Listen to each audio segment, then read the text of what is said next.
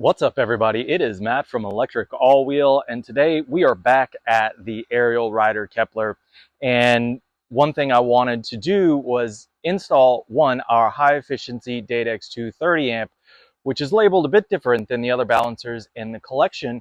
This is a battery combiner, and they label 30 amp as continuous. The capabilities of the Dx2 are actually up to 45 amp max current limit, which exceeds the current limit of the Ariel Rider Kepler, so we're pretty happy with that. Also, Electric All Wheel has gotten our 12 AWG extension cables, which mesh really well with the high current output of what you're seeing in the marketplace today in terms of power. So while we're doing that, we wanted to move the battery that we had installed, the triangle battery, and get something up front so that we have all of our storage space for the Kepler, because this thing in all reality is just like a truck, and it's big and I love it so much. So we are going to install a down tube battery with the Datex Dx2. We're going to be utilizing the bike case foam bag, the Elasto Beetle foam bag, to house the Dx2. We're going to use 2 sets of our 12 AWG wiring, and that will allow us to feel good about the current output. We're going to be running through a high current limit Dx2, and then we'll have the extra port and the availability to use the USB accessory if we want, so we're going to stick that in the bag as well. I have to tell you all that if you're going to be doing this kind of dual battery high mileage ride, I stress, get a suspension seat post. The post on this bike is 30.4 millimeters, so we have to use a shim. I'll leave a link for that shim in the description below, but the bike case suspension seat post is by far the best we've found. They tested this thing beyond the sun tours, so we feel very confident, and I've ridden it so many times that I'm just super happy to tell you, like, this is what you need. Stick around to the end of the video where we will provide you some range calculations for the combination of this battery. I know that's what everybody is after, especially with this Kepler. It's so awesome. And if you haven't already, give us a like and subscribe on YouTube. It is our primary, and if you're in the area, check out E-Bikes of Tampa Bay, Florida. Get in that Facebook group. Make the event. You guys make the event and go for a ride with your e-bike friends. Here we go. All right, first step is remove the factory battery.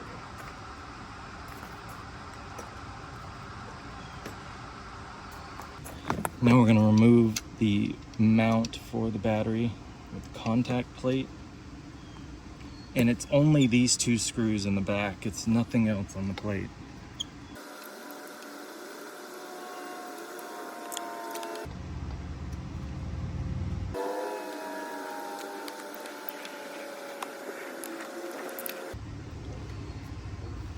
All right, as I lift this out, I don't want to pry here. I want to just see about getting my hands on the wires and then moving it out. Do not pull on your plate as much as you can avoid it. So when you get inside, you'll see that it's XT60, so we're just going to go ahead and unplug that and then put this out of the way for a second. So then I'm going to get my 12 AWG wire kit. It does come with XT60 to XT90 adapters in case you need them. I think the X Class utilizes that. So I'm just going to take one of my cables and then I'm going to run it through. I need the male end to match here, and then I'm going to put it down here. So I'm going to put it in right here and then bring it up through. So at this point, my grommet was already out, but you may have to dig that out of there. And I'm just going to push that inside.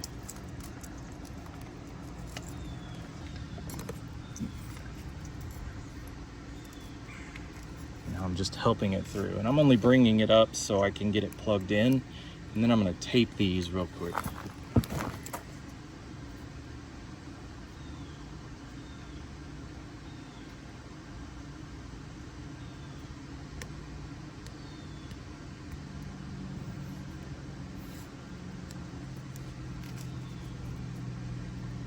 So I like to get out over the edge.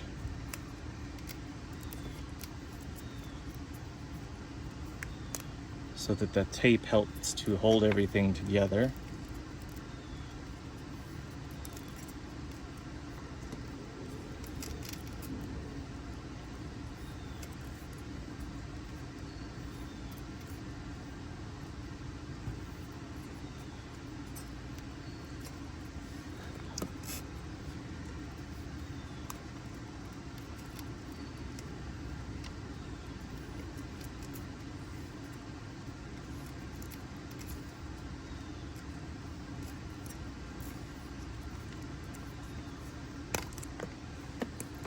Perfect. Now for the mounting plate, I need the female extension ends to come up through the housing so that it can plug in to the mounting plate.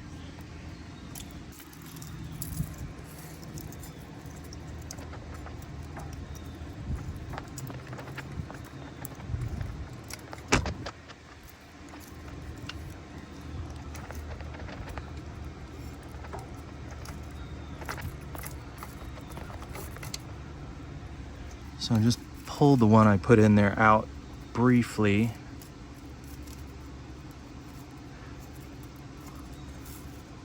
And then I'm just getting some slack through on this one. Go ahead and pull this one back down. Just get it out of the way. And take my plate, plug it in.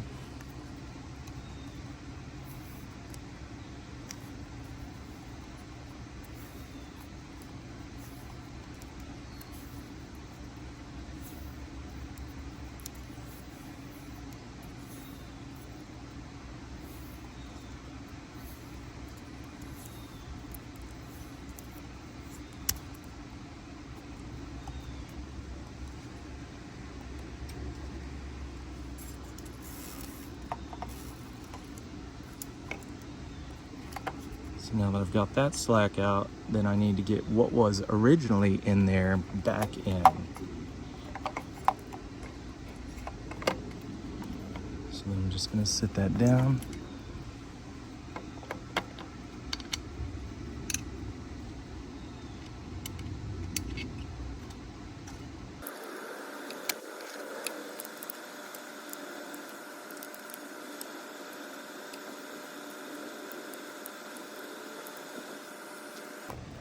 All right, and then I will have to spend some time with that, probably with a plastic tire push to try and push this grommet in.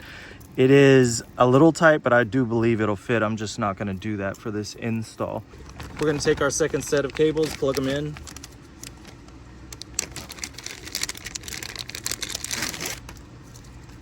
Can't really mess this up.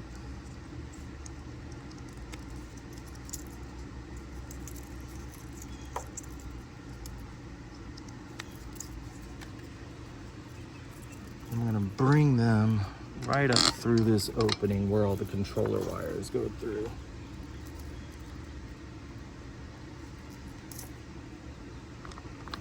And for this, I think we're going to use this wiring and just bring these into it.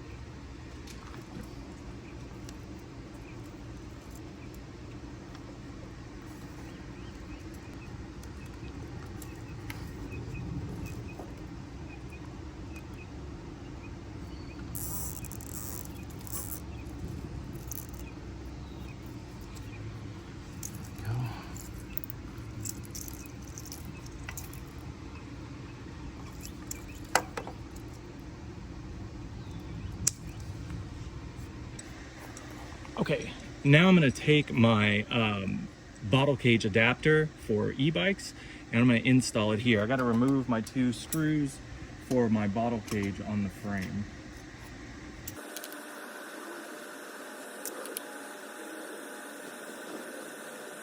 It does come with screws, but you're going to want to make sure that you've got what's necessary for this thing. The flush head so that the battery can slide over these is important. So you cannot use what comes out of the bottle cage because the head of this screw is too big.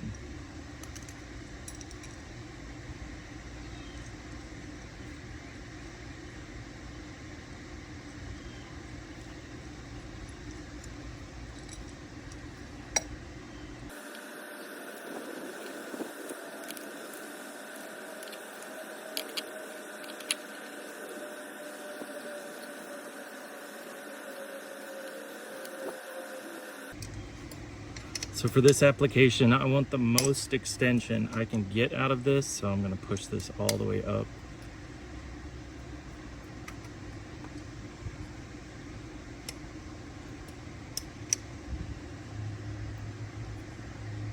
Tighten those down.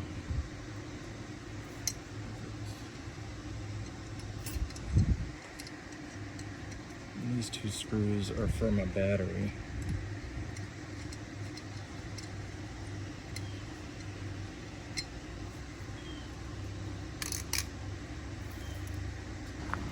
So I'm looking at this screw to be the extension, and I'm going to get the most height I can out of it.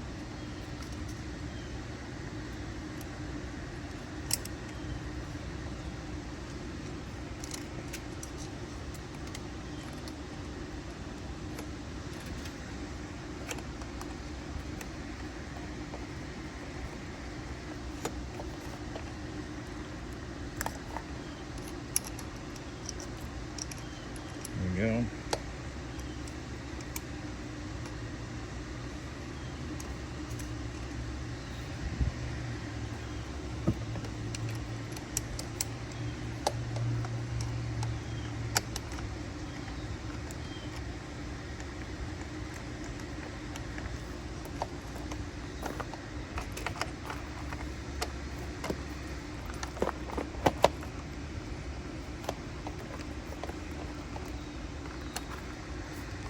I chose maximum height for this space here so that we can place the cell phone bag. It's going to be a little scrunched, but we know it'll work.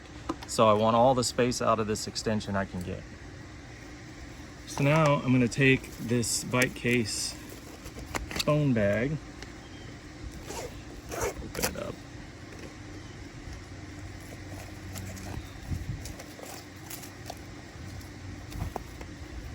So what I plan to do is leave the bigger end here and the smaller end down here. I will strap it. So let's go ahead and do that.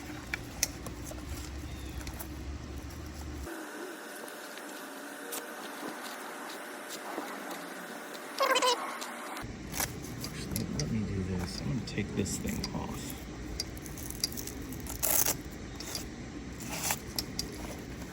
And it's going to go down here.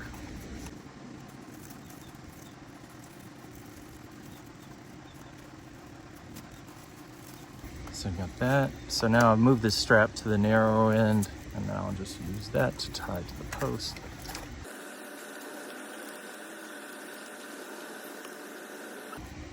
I think I kind of like the idea of using this strap to hold down the wire.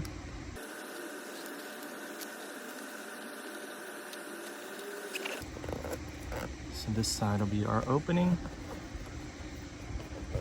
and then we'll just see what works. Okay, I'm gonna grab my Dx2, and for this, we know that the male XT60 coming will be an input, which is a battery. So that is your factory battery.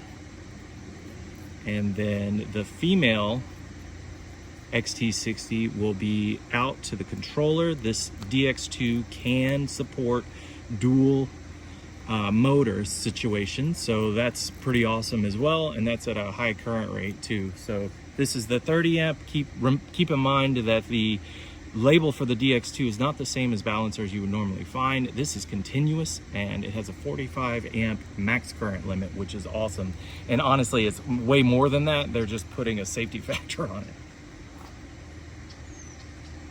All right, so this is the aftermarket battery. So what we're going to do is just go ahead and slide this in.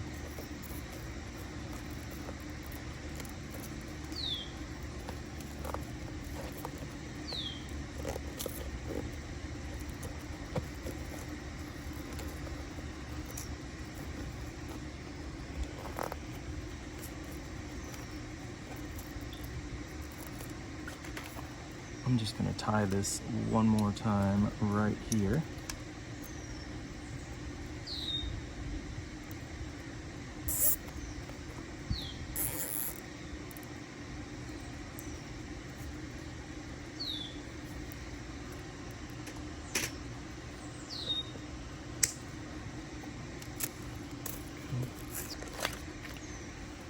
And then one more right here.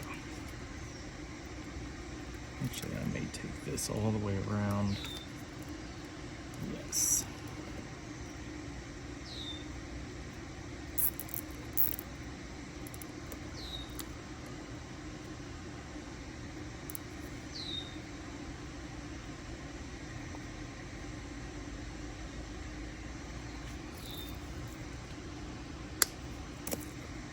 Perfect. Okay. Let's test.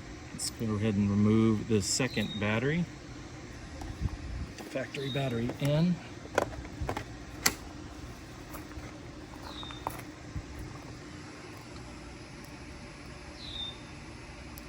We have power. That is good.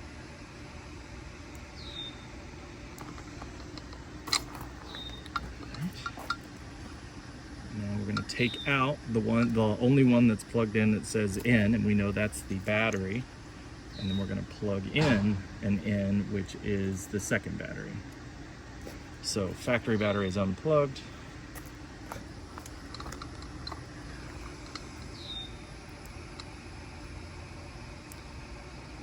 Beautiful. Make sure you turn it on before you do this so you don't worry yourself. But that is working, so awesome.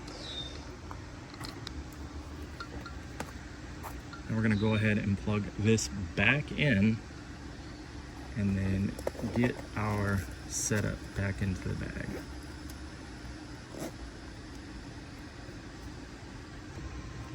So some of you may be curious about what you can do with this second output for the Dadex Dx2. The Kepler itself doesn't have a second motor, so this is just an unused XT60 outlet. We're going to use the electric all-wheel USB accessory, and we're just going to go ahead and plug in to this out of the second Dx2 port. Just like so. And then I brought out an Apple USB cord. I'm going to plug that in. And then what I'll show you is that this thing will light up when I plug it in because it recognizes a charger. And then voila. And you can see it's charging from the icon in the top right hand corner. And then this is a 2 USB adapter, so you can have that and it'll be sitting inside the bag. So just gonna go ahead and undo this. Push my balancer in there. The efficiency on the balancer is so great that we're not worried about heat at all. Check out the Dx2 site if you want more information on that. Well, there you have it. We have successfully added a second 52-volt battery to the down tube of this Ariel Rider Kepler. We have added the Dx2 inside the bike case phone bag with the accessory USB adapter added into the dual output of the Dx2. This is awesome. We got another extra 15 amp hours out of this, and I know a lot of you stuck around for the calculations for range, so let's get to that. 20 amp hours of the original plus 15 of the second 52-volt battery gives you 35 amp hours. Multiply that by 52 and you get 1,820 watt hours. And we're going to divide that by 25, and that's the Mica-Toll constant, which says it's 25 watt hours per mile ridden at 20 miles an hour. And you get 72.8 miles. Oh man, that's at 20 miles an hour throttle only on the Ariel Rider Kepler. Added about 10 pounds in weight, so there is that aspect. We're pretty happy with being able to get the 12 AWG wires on there, and then utilize the high efficiency Dx2 dual input, dual output. I can't stress enough, you guys, check out the suspension seat post. This is a 30.4 millimeter post, and you will want to shim for this if you're going to use the bike case 27.2 millimeter suspension seat post. If you haven't already, give us a like and subscribe on YouTube. It is our primary, and if you're in the area, check out E-Bikes of Tampa Bay, Florida. Get in that Facebook group, make an event, and go for a ride with your friends. We'll talk to you next time.